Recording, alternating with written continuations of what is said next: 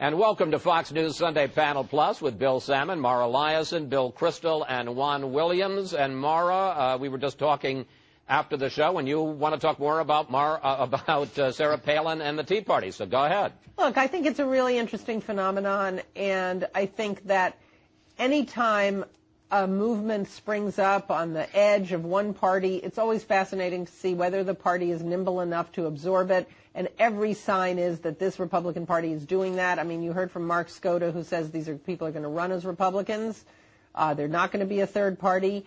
And I think that the other thing that is working in the Tea Party and the Republicans' great advantage is they're in the opposition. They don't control any branch of government right now. That makes it a lot easier. Look at the problems that the Democrats have had after they had the wind at their back. They had their kind of fringe groups helping them, providing a source of energy and activism, got them into office, majority control. Now, when it came time to govern, I think that the left wing of the Democratic Party has been nothing but a headache for the Obama administration.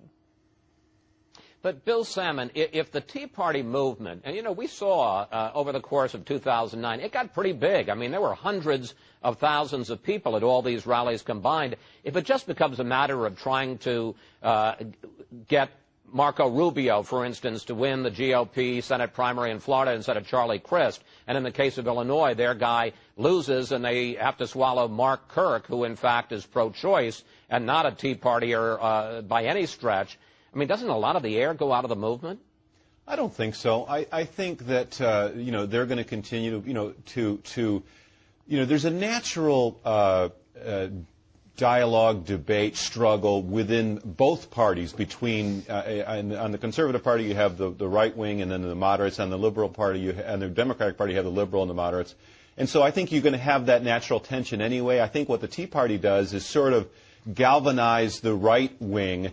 And sort of, you know, part of being in the political wilderness after the election of Barack Obama and the supermajority in the Senate and the big majority in the House is Republicans have to sort of, you know, find their way and remember what they stand for. And just as the Move On Party, the MoveOn.org operation sort of pulled the Democrats leftward after Bill Clinton's sort of moderate position, remember, you know, we bought it, we own it, we've got this party now, and we're going to take it.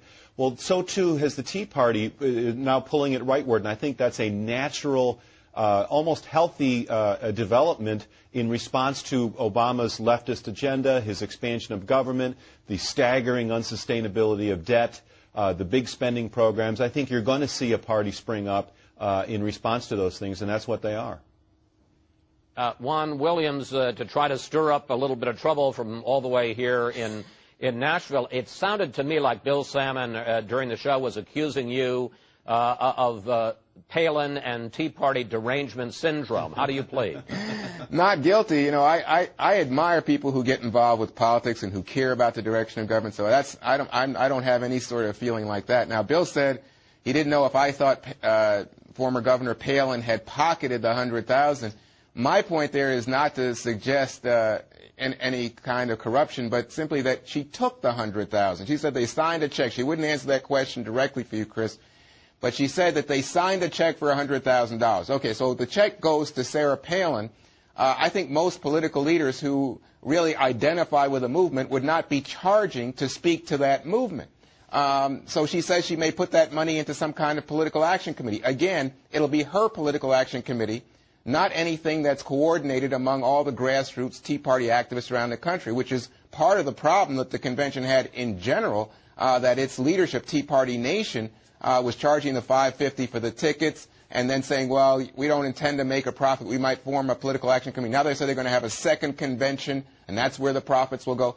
Again, out of control of the very energetic, idealistic people who are behind the Tea Party movement. I would add one other thing, Chris. I think it's disappointing when you hear people like Tom Tancredo talk about the negativity of multiculturalism in the country, or you hear others at the convention complaining that, we still don't know where President Obama was born and getting a standing ovation. That's the kind of stuff that will drain the energy and the idealism from a Tea Party movement. And finally, Bill Kristol, we got about a minute left. If you want to weigh in on Bill and the other Bill and Juan on Governor Palin, feel free to. But also, if you will, where do you see the Tea Party movement by November of 2010? I mean, I think you mentioned that Mark Kirk, the moderate, sort of well-respected congressman from Illinois, won the Senate primary easily. I guess I mentioned that, too, on the show. And that means a lot of conservatives must have voted for him for Senate. But if you look at the 8th and 10th congressional districts of Illinois, as I mentioned, one of those was Mark Kirk's district, a more anti-establishment, Tea Party-friendly type candidate won in each of those districts over, I think in one case, a local mayor, and in another case, a local state representative. So I think that shows that a fair number of these voters can split their ticket, so to speak. They can vote for the more establishment candidate for Senate, where they think he's better qualified, but at the congressional level are willing to take a little more of a risk on someone who hasn't held office. I mean, you said earlier, Marco Rubio, is that all it's going to be, sort of? Well, the fact that Rubio is now ahead of Chris, the sitting governor, in a Senate primary in a big state like Florida, is a pretty impressive thing. So I wouldn't underestimate the importance of a lot of conservative activists being very energized in these primaries, but that doesn't mean they're going to be suicidal in terms of who they nominate.